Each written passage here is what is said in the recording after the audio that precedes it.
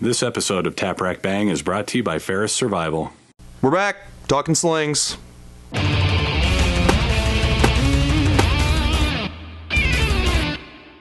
Alright, so over the last few episodes we've been talking about slings, and we're going to continue down that road, but now we're going to get into something that more of you may be familiar is more of the tactical or combat application slings.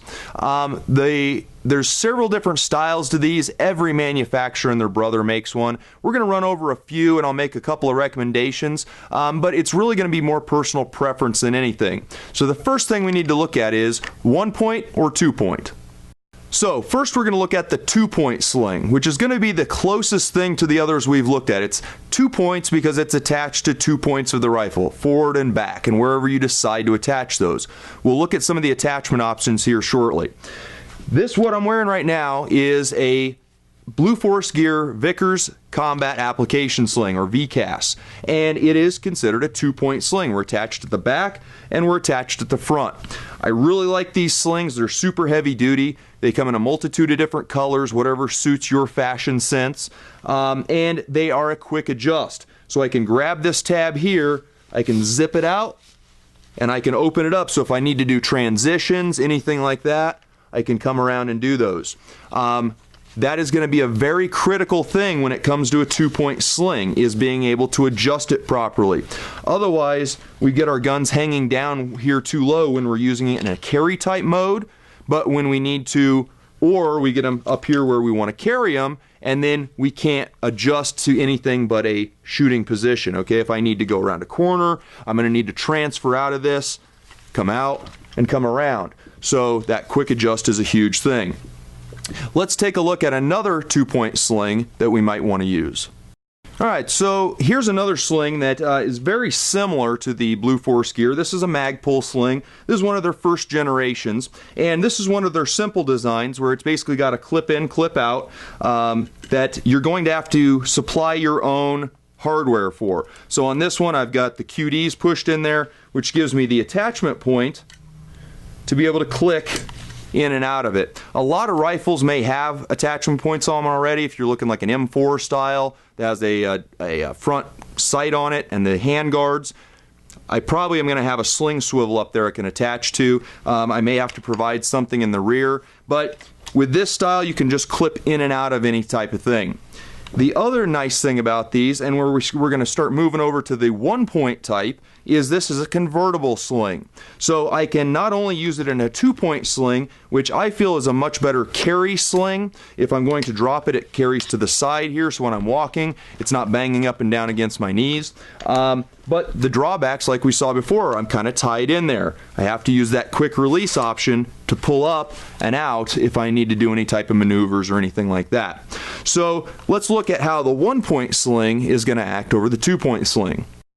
So now we're going to look at the 1-point sling, and with a 1-point sling it's just that, it has 1 point, and that's typically going to be here at the rear so that the gun's going to be hanging down. I'm going to take this 2-point, we're going to detach the front, again this is convertible, and we're going to take it up here and we're going to reattach it to the top piece. I'm just going to hook it right in there, and now that is a 1-point sling. So where would this come in handy?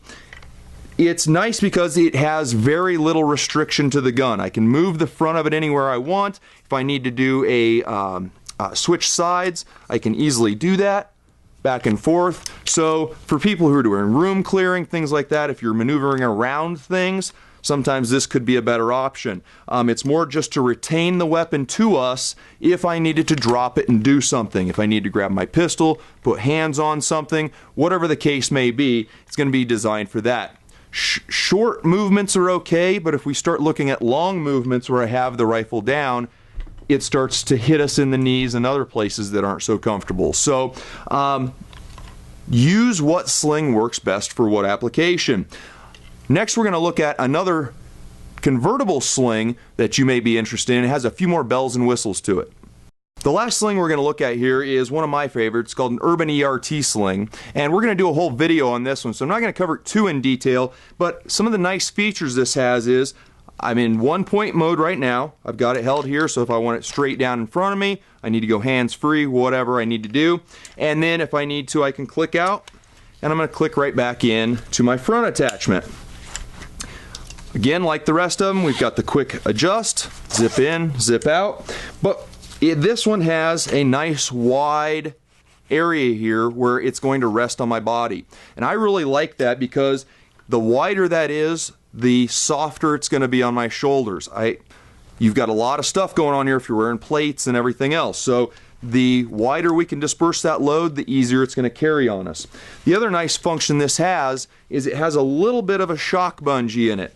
It has a stopper, so it's not going to bounce around like your typical one-point bungee cord would, but it's going to give you a little bit of shock absorber, so if I need to push into that or if I drop it, it's going to bounce just a little bit instead of be such a shock. The one other really nice feature about this is if I get hung up on something, if you're climbing over stuff, if you're going under stuff, some of us have the experience of we've got caught up with our slings. Slings have got hung up into something and now we're stuck. This has a quick release, so if I need to, I can just pull it, pop it right out, and I'm good to go. So the last part about the 1-point and the 2-point slings is actually attaching it to the gun, and there's going to be a multitude of different ways to do this. You'll see all types of different features and attachments from different companies that go on the rails, that are built into the rails, that are for your retainer plate here, or even into the rear of the stock. So how I have it here is typically how you're going to see a 2-point mounted, is to the receiver retention plate there, and then somewhere on the handguard. I like to run mine back on the handguard here because it gives me a little more control left and right. I can run the gun a little more freely, but still have it hang offset so it's not hitting me in the knees.